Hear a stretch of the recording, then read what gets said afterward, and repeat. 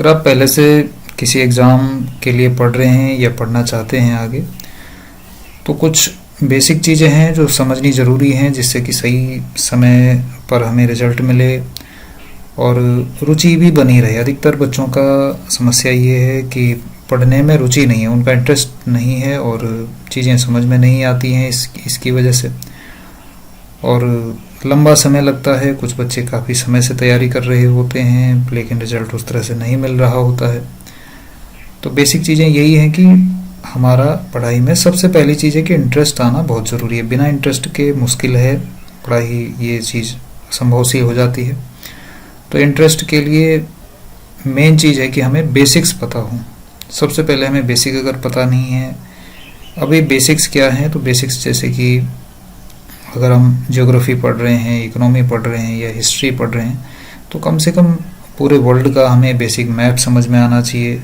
कौन से हमारे पड़ोसी देश हैं, कितने कॉन्टिनेंट्स हैं, कितने ओशंस हैं हमारे, कितने महासागर हैं, कितने महाद्वीप हैं, ट्रेड रूट्स कहाँ कहाँ से बनते हैं, किन किन देशों के साथ में हमारा ट्रेड कैसे होता है, और अलग अलग देशों में कुछ अलग अलग तरह की इंडस्ट्रियाँ होती हैं। अमेरिका एक अलग इंडस्ट्री के लिए जाना जाता है, चीन में अलग तरह की व्यवस्थाएं हैं।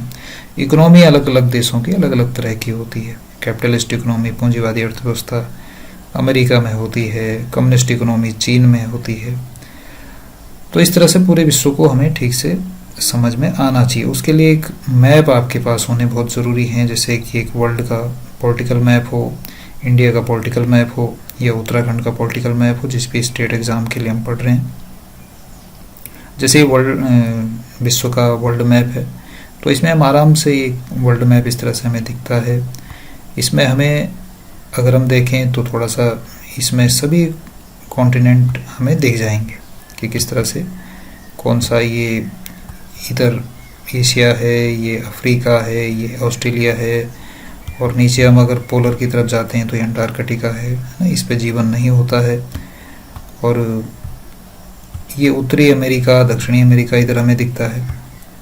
और हम देखें कि जैसे भारत पे यूरोपीय लोग आए थे, तो ये पुर्तगाल एक देश है, पुर्तगाल से जो है ये एक इधर अटलांटिक ओशन से होते हुए वास्को डी गामा जो है भारत की यात्रा उसने की थी।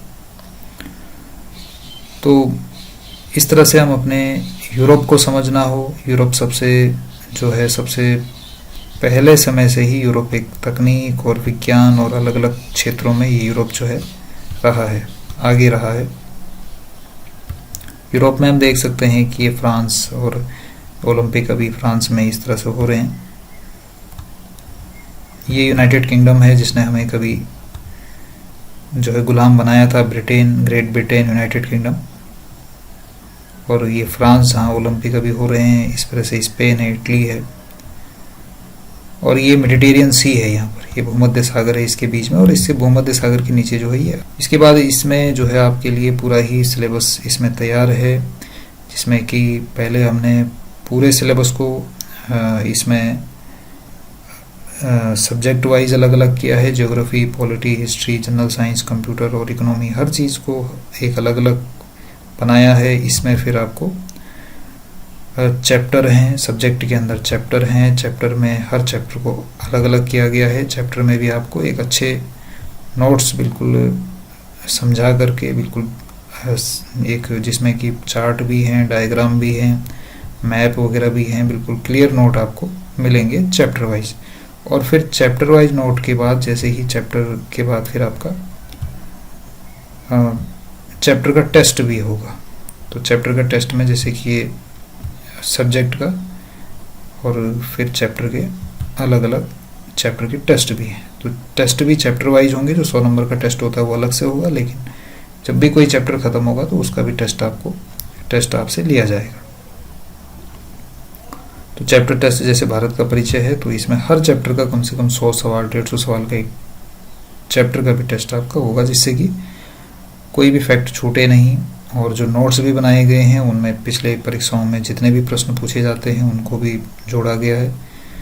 तो एक कंप्लीट जो है एक सिलेबस आपके लिए तैयार है। और इसमें से आप इसमें डिटेल में बच्चा समझना चाहता है तो उसके लिए कुछ और डिटेल नोट्स भी हैं, जिसमें कि हम आपको जैसे कुछ हाईलाइट नोट्स हैं। जैसे ये एक डिटेल नोट्स है। ये पूरी टेक्स्ट बुक जो स्टैंडर्ड किताब होती है उससे पूरा ही डिटेल में आप इन चीज़ों को समझ सकते हैं। तो और एक कंप्लीट सिस्टम है, ये सिस्टमेटिक तरीका है जिससे कि एक पूरी तैयारी आपको मिलेगी। इसमें कुछ ऐसा नहीं होगा कि कुछ छूट रहा है या और एक बार सीखेंगे आप तो फिर भूलने की समस्या नहीं होगी कि याद नहीं रहता है या भूल जाते हैं। तो ये हर बच्चे के लिए बेसिक समस्याएं हैं जो कि आपको समझनी है, ये क्यों हो रहा है, क्या कारण है। इसी तरह से हम स्टेट का मानचित्र देखते हैं तो इसमें जो है उत्तराखंड का मैप है। जैसे उत्तराखंड में भी हम आराम से उत्तराखंड का जो उत्तराखंड की परीक्षाओं में कुछ 30-40 नंबर का जो है उत्तराखंड से ही पूछता है, तो इसमें भी हमें आराम से हम इस तरह के मैप को इसमें देख सकते हैं। और पूरा हम जो है कोई भी नेशनल हाईवे जैसे 58 है, ये पूरा यहाँ से होते हुए और ऋषिकेश से होते हुए और पूरा हम उसके आसपास जो शहर बसते हैं उसके कौन सी नदी के साथ साथ चलता है उसका नाम हम इस तरह से आराम से नदियों के नाम पूरा एक डिटेल मैप से हम आराम से चीज़ों को समझ सकते हैं, जिससे कि बेस धीरे धीरे बनता है, धीरे धीरे इंटरेस्ट भी बनता है इसमें। तो इस तरह से धीरे धीरे आपको ये चीज़ों को समझना पड़ेगा। तो इस तरह से ये नदियों का संगम से लेके और हर चीज़ इसमें डिटेल में है, कौन सी नदी कहाँ से है, कौन सा शहर कैसे कैसे बनता है, कौन सा रोड जो है नेशनल हाईवे चलते चलते कहाँ से कहाँ तक मिलता है।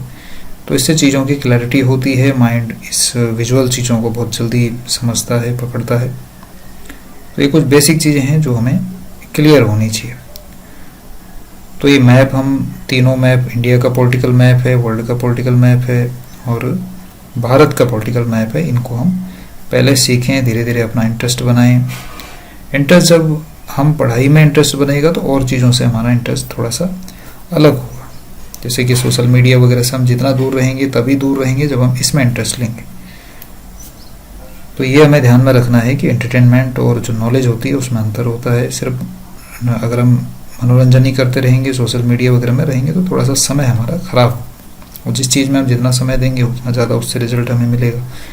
तो ये हमें ध्यान में रखना है कि हम पॉजिटिव चीज़ों को, मैप को ध्यान से देखें। धीरे धीरे बेस धीरे धीरे बनता है और जितना समय आप बेस को बनाने में लगेंगे उतने ही अच्छी परीक्षा की तैयारी आप कर सकते हैं। उसके बाद कुछ भाषा है, भाषा पे भी हमें ध्यान देना है, हिंदी हो चाहे इंग्लिश हो, भाषा बहुत ज़रूरी है। जब आप आंसर राइटिंग करेंगे तो भाषा आपकी महत्वपूर्ण है। भाषा अगर आपकी ठीक नहीं होगी तो आंसर राइटिंग में इससे दिक्कत आएगी। तो ये आपको ध्यान में रखना है कि भाषा पे विशेष काम हमें करना है। भाषा हमारी बिल्कुल क्लियर होनी चाहिए, हिंदी हो चाहे इंग्लिश हो। जब लैंग्वेज के चैप्टर आएंगे तो उसमें हम आपको समझाएंगे कि कैसे ये होगा।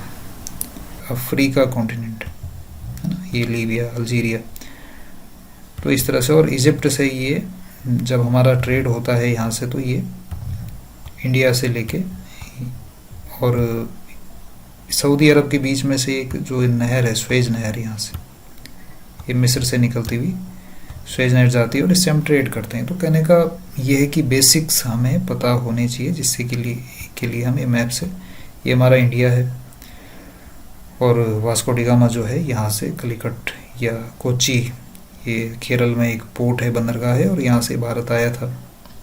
पुराने समय में अगर हम देखें तो इस तरह से हम समझ सकते हैं कि ये ट्रेड रूट्स जो होते थे, एक सिल्क रूट भारत चाइना होते हुए इधर अफगानिस्तान ईरान होते हुए तुर्की होते हुए यूरोप का एक सड़क मार्ग था ये, है ना। ये 15वीं सेंचुरी में तुर्की होते हम सड़क के रास्ते से यूरोप तक जाते थे, है ना। यूरोप एक तरह से पुराने समय से ही साइंस टेक्नोलॉजी सभी यहीं से आई है, यूरोप से इस तरह के आविष्कार यहीं हुए हैं। ईरान जो हमारा पड़ोसी देश है, ये तुर्की है, सीरिया है। तो इस तरह से हमें एक ओवरव्यू हमें पता होना चाहिए विश्व के मैप का कि किस तरह से हम पूरे विश्व को समझ सकते हैं। इससे क्या होगा कि एक बेस हमारे समझ में आएगा। किसी भी चीज़ को हम जब समझेंगे, हिस्ट्री हम पढ़ेंगे कि कैसे ये अंग्रेज जो है इंडिया में आए थे, कैसे पुर्तगाली लोग भारत में आए थे, अंग्रेज कैसे भारत में आए थे, या किन किन देशों से चीन की स्थिति कहाँ पर है, कौन से कॉन्टिनेंट कहाँ पर है। तो ये हमें समझना ये बेसिक्स है, इस बेसिक्स को समझना हमारे लिए ज़रूरी है।